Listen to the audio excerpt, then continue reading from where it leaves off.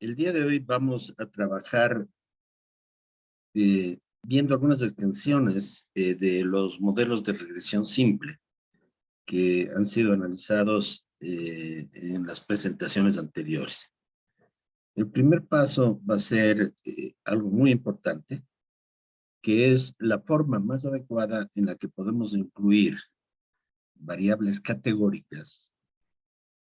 Esto significa variables cualitativas que definen una propiedad de los objetos de una muestra o de los sujetos de una muestra que normalmente no puede asimilarse a una escala numérica. Entonces vamos a estudiar la forma en la que podemos incluir estas variables categóricas en los modelos de regresión. Bueno, primero tenemos que de alguna manera definir la forma más apropiada en la que podemos realizar este proceso. Una variable categórica clasifica la muestra en dos o más grupos cualitativamente distintos. Vamos a comenzar planteando algunos ejemplos de variables categóricas que son muy usadas y que les vamos a aplicar incluso en esta presentación. El sexo de un individuo es una variable categórica, puede tomar dos valores, masculino o femenino. La etnicidad es otra variable categórica que puede tomar más de dos valores. En el caso ecuatoriano, las más importantes son blanco mestizo, afrodescendiente e indígena. Las regiones del país. El Ecuador tiene profundas desigualdades regionales desde el punto de vista económico. Presenta además una identidad regional, cultural muy pronunciada, etc. El Ecuador tiene 4 regiones: costa, sierra, Amazonía y Galápagos. El área de residencia, que puede ser urbana y rural, es otro ejemplo. La religión, la descripción política, son otras categorías importantes que generalmente aparecen en algunas encuestas de opinión. Bueno, hemos presentado algunos elementos. Ahora vamos a estudiar el tema operativo. ¿Cómo podemos incorporar una variable categórica dentro de un modelo de regresión? Entonces, el procedimiento básicamente más adecuado es el siguiente. Vamos a crear una variable ficticia, que se llama en inglés dummy, que puede tomar solamente dos valores. Ya hemos trabajado en esto en algunas ocasiones anteriores. Puede tomar un valor de 0, si el objeto que estamos trabajando no está en la categoría indicada, y puede tomar un valor de 1 para aquellos objetos o sujetos que se encuentren dentro de la categoría analizada. Por ejemplo, si queremos estudiar la población indígena, todos los indígenas en la muestra van a tener un valor de 1, mientras que aquellos que son no indígenas, cualquiera que sea su adscripción, pueden ser afrodescendientes, pueden ser mestizos, blancos u otros, van a tomar un valor de 0. De esa manera quedan de alguna manera señalizados.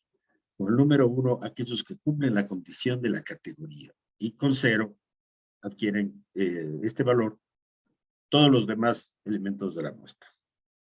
Luego podemos incluir esta dummy variable en el modelo, dividiendo la muestra en dos grupos y creando dos ecuaciones. Una ecuación para aquellos que tienen la categoría que vamos a estudiar, en este caso, por ejemplo, los indígenas, del último ejemplo, y otro para el resto de la muestra. Bueno, esto puede quedar mucho más claro si lo vemos a partir de un ejemplo. Aquí tenemos algo que ya hemos visto en las presentaciones anteriores. Partimos de una regresión cuadrática simple del salario como función de la escolaridad. Recuerden, utilizando la encuesta en EMDU de diciembre del 2020, que es bastante reciente. Sí. El modelo, después de algunas discusiones en donde vinculábamos una sola variable, que es la escolaridad. Esto quiere decir los años de instrucción formal de educación que tiene, en este caso, un trabajador asalariado. Esto lo hemos incluido como la variable independiente que explica de una manera bastante amplia el salario. está presentado con la letra S y que ha sido incluido en el modelo de forma logarítmica por las razones que ya hemos mencionado. Entonces, esta es la última ecuación que logramos presentar, que es una ecuación parabólica cuadrática con cavidad positiva y que en la mayoría de su tramo tiene una función ascendente. Bueno, entonces, este es el modelo. En realidad, la última parte, hay un error, este último elemento no debería estar considerado. Bueno, y en general podríamos decir que el salario es una función de la escolaridad. En consecuencia, es una regresión simple porque tiene una sola variable independiente. Vamos de alguna manera a incluir el efecto, por ejemplo, del sexo sobre el mercado laboral. Esto significa, hay varios estudios que muestran que en general la situación laboral de las mujeres es inferior a la situación laboral de los hombres. Esto significa que el mercado laboral de alguna forma discrimina en contra de las mujeres quienes reciben, en este caso, menores salarios que los hombres bajo idénticas condiciones laborales. Vamos a explorar empíricamente esta hipótesis para de alguna manera analizarla. Bueno, entonces, ¿qué es lo que hacemos? Creamos la variable dami mujer, que tiene un valor de 1 para las mujeres y un valor de 0 para los varones. ¿Sí? Entonces, si incluimos en el modelo, creamos un nuevo modelo donde el salario ya depende no de una sola variable, que es la escolaridad, sino que además depende del sexo. Y ponemos un coeficiente beta en el modelo que se va a multiplicar por la variable dicotómica dami mujer. Entonces, en realidad, ¿qué es lo que estamos haciendo? Si es que el sujeto de nuestro análisis es varón, entonces dami mujer vale 0. Dami mujer vale 0 porque los varones tienen hemos asignado el valor 0, no son mujeres. En consecuencia, solamente queda 0 multiplicado por cualquier valor es 0 y nuestra ecuación quedaría convertida en S igual F2 de escolaridad. Para las mujeres, sin embargo, vamos a tener otra ecuación, porque va a decir S igual F2 de escolaridad más beta, porque beta queda multiplicado por 1, que es el valor de las mujeres, y por consiguiente sigue siendo beta. En consecuencia, hemos añadido un término, beta, que nos indica el efecto sobre el salario de, en este caso, ser mujer en el mercado laboral ecuatoriano. Y luego podemos analizar la magnitud de beta, cuál es la diferencia entre ser mujer y ser varón en el mercado laboral ecuatoriano, primero. Luego, para entender esto, podemos hacer un test y ver si es que esta magnitud es diferente de 0, trabajando sobre la hipótesis nula, y podemos ver sobre todo el signo. Si es que beta es positivo, quiere decir que en el mercado laboral ecuatoriano las mujeres reciben salarios mayores que los hombres, bajo condiciones similares de educación. Si es que beta es negativo, eso querría decir, como hemos formulado en la hipótesis, basados en varios estudios empíricos anteriores en distintos lugares del mundo, que el mercado laboral ecuatoriano puede estar discriminando contra la mujer. Esto quiere decir que los salarios bajo condiciones idénticas de educación de una mujer en general tienden a ser inferiores al salario de un hombre que cumple la misma actividad. Bueno, aquí vamos a aplicar eso empíricamente y vamos a ver el resultado. Aquí analizamos la primera ecuación que está presentada aquí, que dice que el logaritmo natural del salario es igual, sí, una parábola cuadrática, y aquí están los valores de los coeficientes expresados con una ecuación cuadrática, donde es la escolaridad que varía entre 0 y 21 años aproximadamente en nuestro modelo. Aquí tenemos los valores de los salarios percibidos. Bueno, algunas referencias muy rápidas a la forma de esta curva. En primer lugar, es una curva que tiene una concavidad positiva y una pendiente ascendente en casi todo su dominio.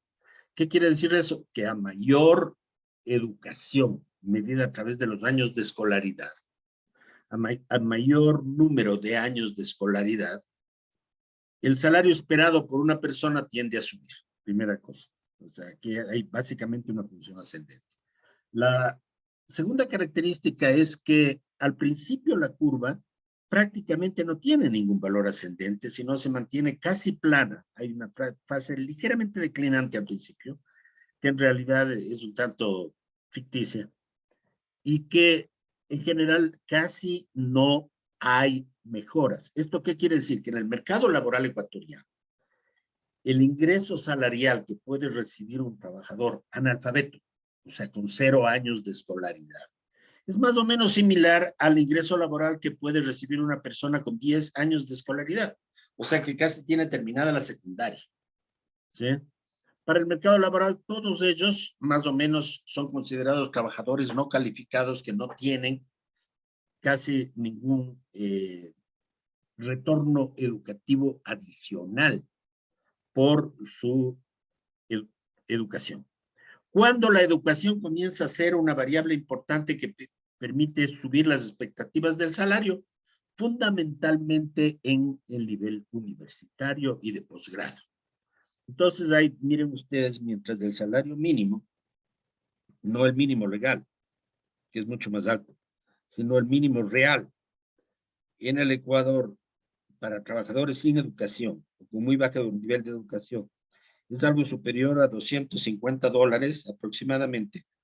Quienes tienen en promedio 21 años de educación, o sea, generalmente cursos de posgrado, están por 1,200, o sea, un salario 5 veces más, un poco más de 5 veces más alto. Bueno, este es el primer modelo. Aquí solo hay una variable que es la escolaridad. Ahora hemos incluido una dummy variable. Entonces, aquí en realidad hemos dividido a toda la población en 2 grupos, de acuerdo con su sexo. La población masculina está representada en la curva roja. La ecuación ha cambiado ligeramente, hay pequeñas transformaciones. Y la población femenina está representada en la curva azul. ¿Sí? Y las dos tienen distintas ecuaciones. Toda la parte cuadrática inicial de la ecuación masculina es idéntica para las dos. Pero aquí hay un factor adicional, que es lo que cambia el salario en el Ecuador por ser mujer. Que en este caso, en este modelo me da menos 0.241. ¿Sí? Entonces, aquí hay 2 cosas importantes que medir. Primero, el signo. Si es que este coeficiente del cambio en el salario por ser mujer sería positivo, esto significará que las mujeres en el mercado laboral ecuatoriano tienen mejores salarios que los varones, que no es verdad. En este caso, el cambio es negativo. Esto quiere decir que hay un menor pago salarial a las mujeres comparados con sus contrapartes varones bajo el mismo nivel de educación, porque hemos incluido el efecto de la educación. Pero estamos analizando solamente el efecto de ser mujer o varón. Y esto está representado en la curva azul. ¿Qué le caracteriza a la curva azul? La curva azul básicamente muestra el mismo salario, pero con una discriminación, un elemento discriminatorio que proviene provisionalmente, decimos, luego vamos a complejizar un poquito el modelo, de la condición femenina, que en este caso representa un cambio negativo, por eso le hablamos de una discriminación laboral, que es aproximadamente el 20%. Esto quiere decir que en el Ecuador los salarios de las mujeres en general son un 20% inferiores a los salarios de los varones bajo el mismo nivel de educación. Esto es lo fundamental que pensamos explicar en esta presentación. Muchas gracias.